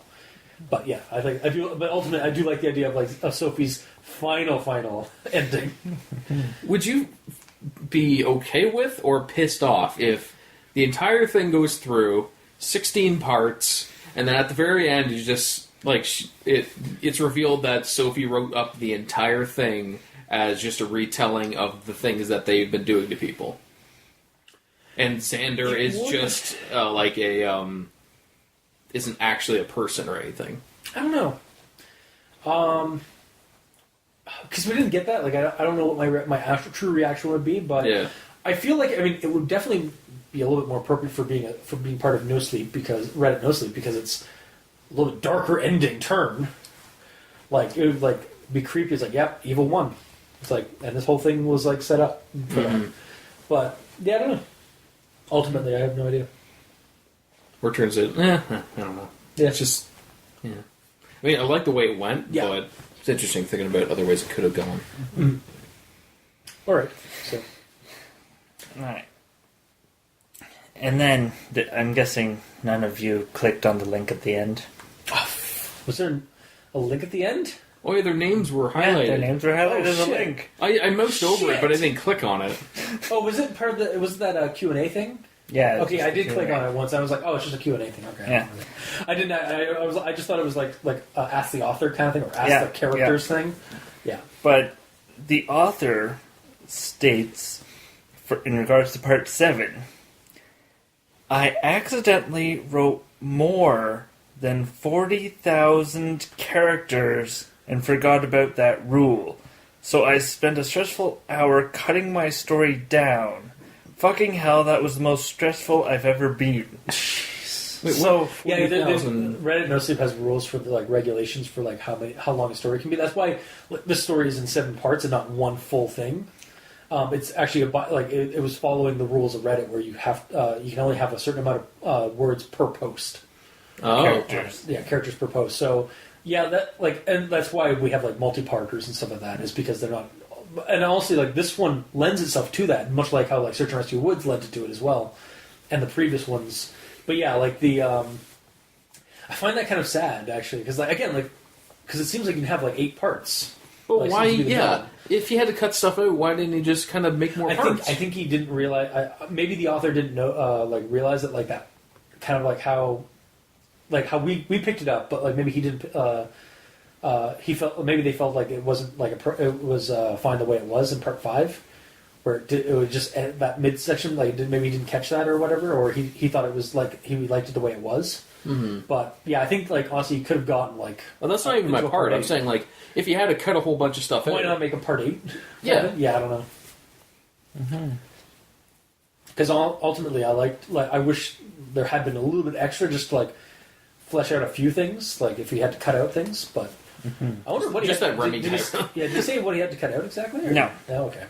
Well, I didn't go into the comments. That's just That's fair. Yeah, part of the main things. I do also like how he was we don't really mention this in either the first one or this one, but I do like how the author, as a character, commented in the comments, responded to people commenting on the story, in character and stuff. I liked how he was actually directed. Yeah, he was keeping the act up, even though he had the stories all written pre-established for the most part. Yeah. Yep. Yeah. So I'm pretty sure that's it until we get into the final Okay. thoughts. So, gamer. Anything fine? Anything extra? Don't really have much to say anymore. You did kind of contribute to what we were. Oh, I know. I've been chiming in a lot, but yeah, it's kind of like the end of the previous recording we did of this, where I was reading through it. It was fun the whole way. It was really cinematic. You almost forget that you're just reading a story because everything is done visually very well. When he gets to the farm, he described the farm enough that I could perfectly envision what it would look like. Where a lot of the other creepypastas that I get pissed at is because they don't explain anything. Yeah, And even So- like even with this, and not just even like physical descriptions and stuff, but like the atmosphere. You can feel an atmosphere in the story, like in your theater of the mind. Like again, like that bathroom sequence was very gritty to me. Like Yeah. it felt very gritty. I could like see that in like I could see film grain playing in my theater of the mind, like it was an exploitation grindhouse movie. Yeah. Or like from the previous part we did.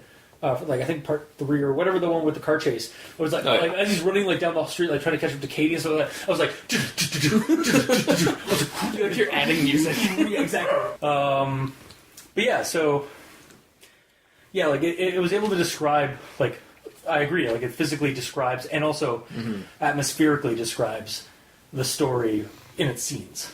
Yeah, and like when they get into the house, when they do the descriptions, they don't overdo the descriptions to the point where like I walked into the hallway. There were 5 paintings on the left wall. The first one was like this. The second one was like this. The color of the wallpaper was this in this pattern. It had this color wood floor.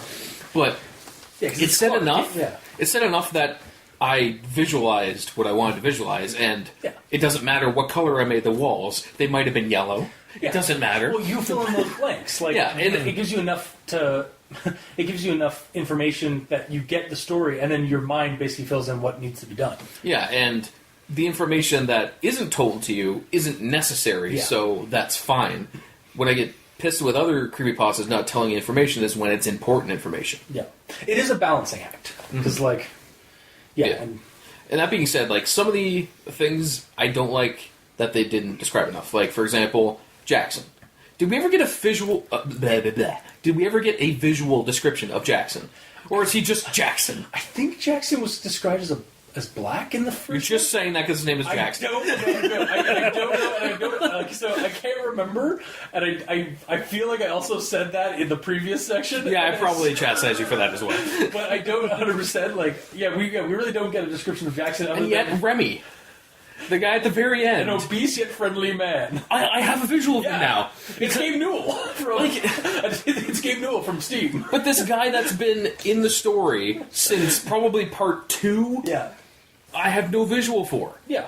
And this Remy guy has more visual, more character than that guy that's been in I know. the I story. feel like Jackson really got shirked.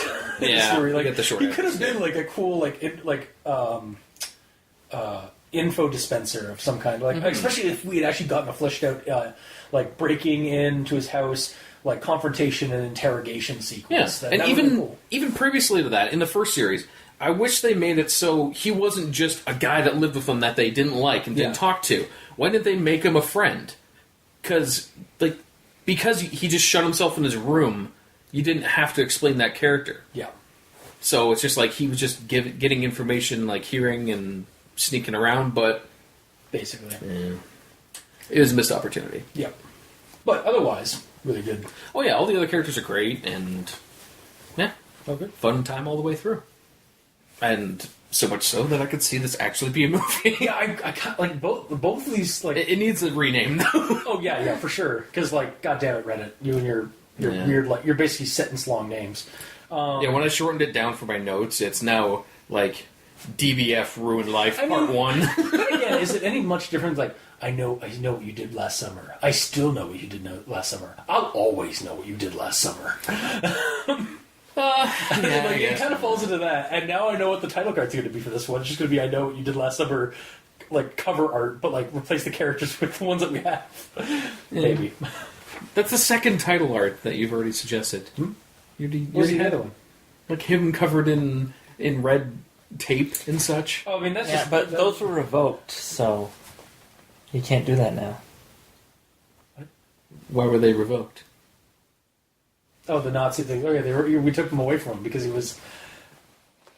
Yeah, because he goofed up on his own thing because he's like, so he screwed up, he didn't grammar Nazi himself enough. Anyway, You were there. yeah, you were right there. I know I was. I'm not saying it didn't happen. I'm still saying that should be the title card. I'll throw Maybe me pushing him out of the nitpick nook Yeah. while he's wrapped up. As I'm and sitting taking there, one of his notes. as I'm sitting there watching a scene of a movie, I was thinking for the title card, like just quick aside, I was thinking of actually for the title card of us just like basically like our silhouettes in like the corner of a screen, and just having a scene of like the two guys like confronting each other, and it's like, I dare you to end my life, and then one of us just like title drop. Yeah. But I don't know. Or first person view of you holding a DVD that has the title, and then in the like the left side, like because the DVD is held over, you just be like pushing him out of the nook. Yeah, you can do both. Okay, well, we'll deal with that. If you can get your artist to do art, yeah, good. Yeah. If he's not lazy enough to do that. Yeah, that's the hard part. Yeah, digital artists and such. What were we talking about? So is that the end of your notes, or? I didn't have any notes, so was that just my notes are essentially I enjoyed my way through the story. Okay. Most of those grammar Nazis and things you pointed out, I didn't really notice. Yeah.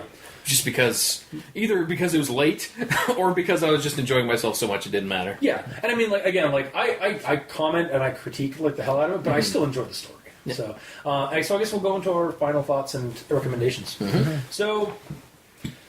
This was a good read. It escalates, but doesn't go crazy. Like I said, it doesn't go to that cursed Skyrim game cartridge thing, like levels of escalation. But it goes to a nice rounded escalation. Its creep factor is in a more realistic route, like psychos and twisted people torturing others, and as mentioned prior, human trafficking stuff. Rather than a supernatural thing at work, but it's still also quite cinematic, like. The whole way through, and while the horror is a bit downplayed or shadowed by the gritty action that's going on in multiple spots, I can definitely see like the fears of violence and the fear of isolation at play in this. Like those are probably the kind of the horror things that are that are going on in the story is like more like being attacked or being like harmed. Or like the helplessness, like again, those kids are stuck in that basement, like that whole helplessness angle about it. But it's more or less a thriller action than a thriller horror angle. Also, things do get explained or tied up, even if they aren't initially. Like there's a bunch of not done times, well, like Jackson. Yeah, like the Jackson thing and the Remy thing are really the only main like anomalies to it. But like even when like I was like, wait, what's going on? What? And like I was like why don't they explain this? Oh, I'd comment, and then I'd immediately remove that comment a few paragraphs down because they'd explain it, like in an afterthought kind of, or as right before the end of the part. Wait, I was just thinking, with the whole Jackson situation, with him being the coroner, what did that have to do with anything? It was so that I think he either was a coroner, like disguised himself as a coroner there, to confirm, to get back, because he was an informant with Sophie to make sure that David was actually dead or not, or like what happened there. I think that's what, like, because that's how like Sophie found out that David and Jack were dead. Was Jackson relayed information back to them about it. But she would have found out by reading. Yeah, this creepypasta. But I think to confirm it. Also, I don't think she knew about the Reddit thing until she got the phone. Yeah, I don't think she was actually in on the Reddit stories. But yeah, I think Jackson also is just like, again, much like we had an assassin in the story. I think Jackson was just like a guy who like snuck into places and like assumed a role to infiltrate. Like he was more of an infiltrator type person. Just wish they talked about him more. Yeah, I know. But other than that, like again, there were parts where I was like left like kind of almost in suspense or like mystery. I was like, what the hell's going on? And then we get a description. It gets nice and tied up later on, which I actually like because law stories don't do that that we read. We actually got some nice conclusions. So yeah, ultimately, I'm content with the ending and the story, like as a whole. So yeah, I recommend. Like, no real issue. Like again, there are some small issues, but it's cinematic and thrilling enough for me to wanting to keep reading. And I honestly, as much as I did poke at it, I enjoyed the fuck out of it. Mm-hmm. So yeah, I recommend. I Did My Best Friend to End My Life. All right, Mikey. And I'm assuming as an extension of that, you recommend the entire series? Yeah, sorry. As an extension, the whole series. Mm-hmm. So. All right, so here we go. I hated every word. Yeah. Well, is it creepy? No. Is it realistic to me? Not really. That much? Is it entertaining? Yes. So what's more important to you? Do we find out who somebody is? Yes. Somebody? Yeah. Somebody building asshole. Oh, for fuck's sake. I mean, we already knew who he was. Somebody building asshole. Somebody building asshole. All right. Continue. So overall, it's only a half recommendation. Like, How fucking... Hey, he's allowed to his opinion, despite how wrong he is. Fine, let's hear your opinion as to why... No, he gave his opinion. Like, he didn't find it realistic enough. That's what makes it half? Like, it pulled you out of the immersion that and also, much. it's, like, again, the creepiness is very downplayed. I will concede to that. Mm-hmm. I do see some creepiness in the story in terms of like some of the ideas it's dealing with, like human trafficking, torturing the people, and stuff like that. But it's really downplayed compared to the action pasta that it is. Mm-hmm. So basically, it's not really a horror story, or it's not a creepy pasta in the sense that like most creepy pastas are trying to be horror genre, as it's trying to play off the thriller genre, which is more action and horror. Together. But unfortunately the action part is on top, burying the horror aspect. Yeah.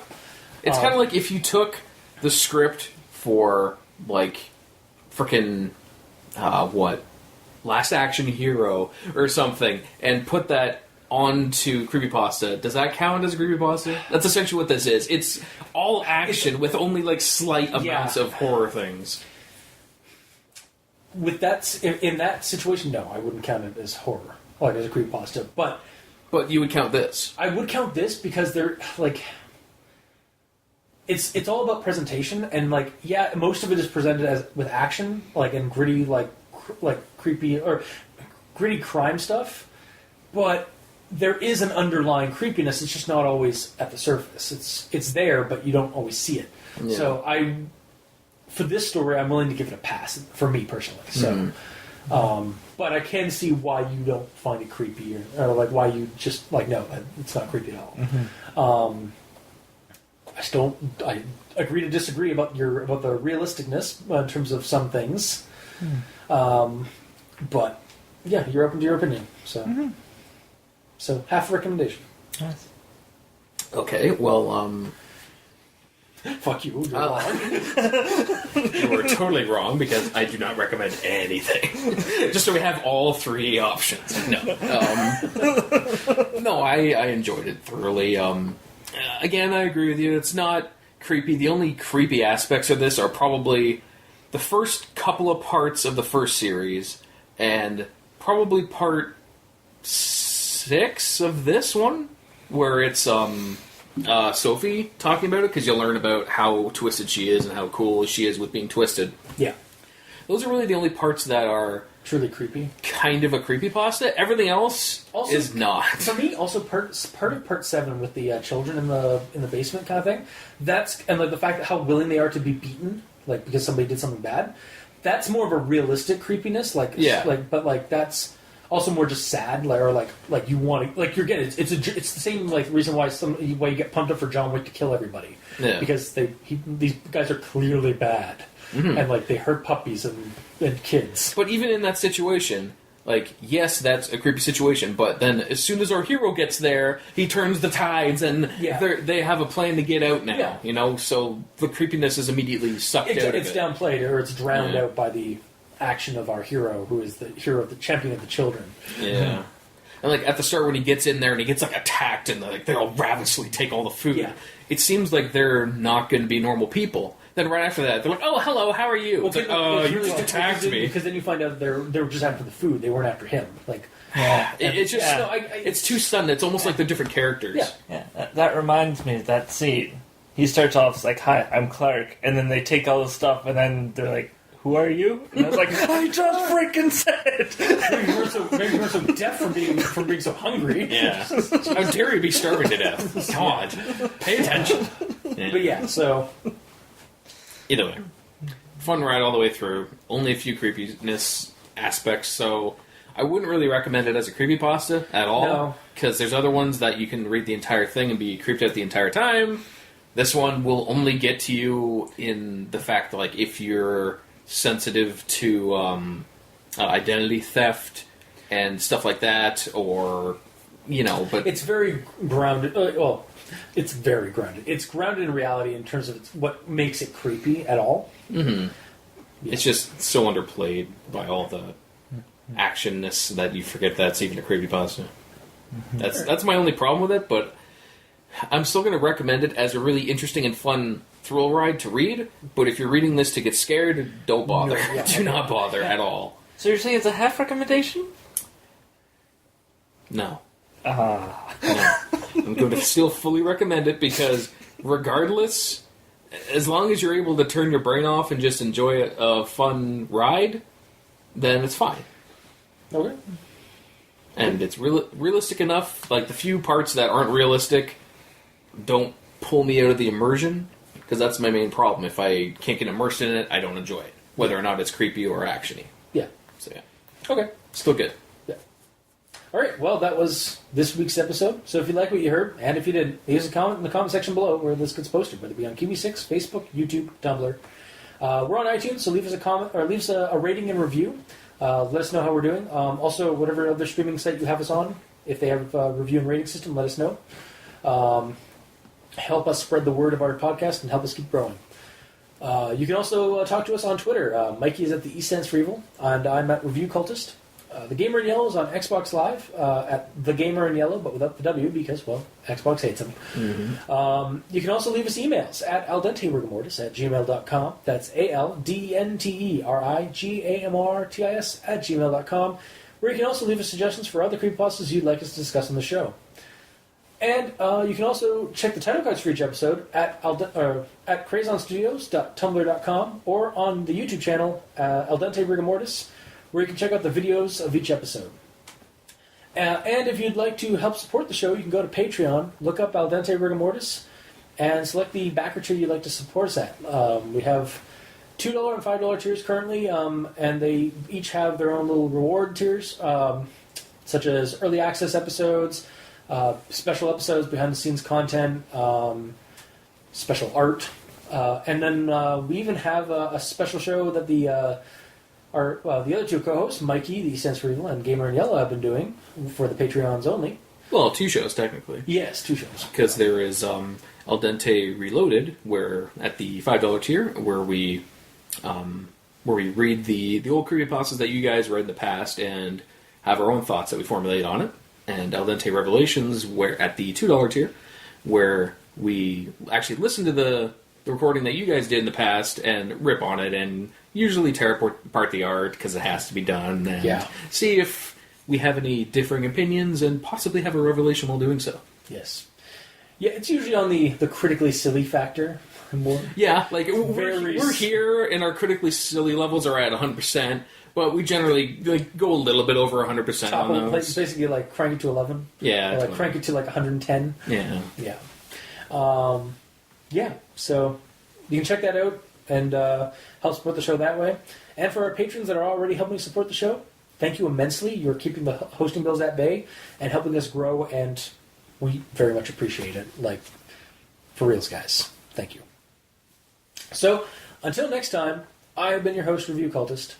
I'm Mikey, the E stands for Evil. And I'm the Gamer in Yellow. And this has been Al Dente Rigamortis. Sleep well.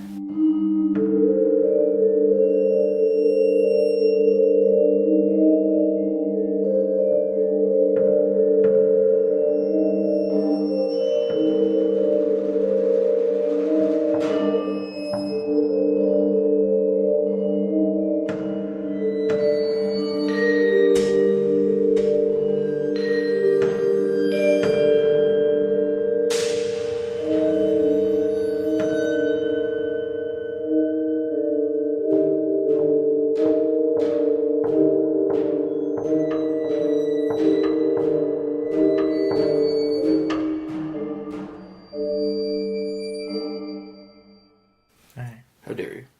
Yes. How dare I? Yeah. Our energy just... Oh, fuck off. And that's recorded. Record. Record. Record. Record. Record. Record. Record. Record. Record. Record.